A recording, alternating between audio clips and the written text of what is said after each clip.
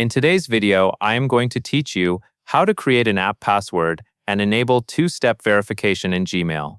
To begin, open your Google account settings. The easiest way is to go to your Google account page while you are signed in. This is where you control sign-in, security, and privacy options for your Gmail and other Google services.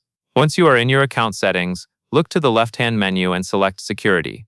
This section is important because it controls how you sign in and how Google protects your account. On the Security page, find the area labeled How You Sign In to Google. In that section, click Two-Step Verification. Two-step verification adds an extra layer of protection by requiring a second check when you sign in.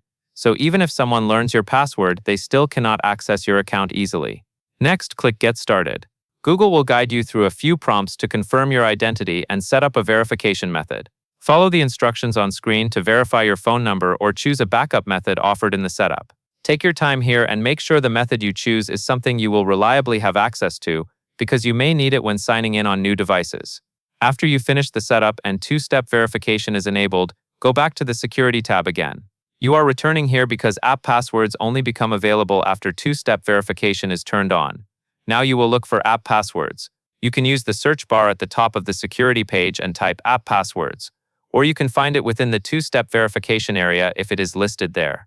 When you open app passwords, you may be asked to confirm your sign-in again. This is normal and helps keep the settings secure. In the app password screen, enter a name for the app. Use a label that helps you remember where you will use it, such as the email app, a desktop mail program, or a specific device. Then click Create.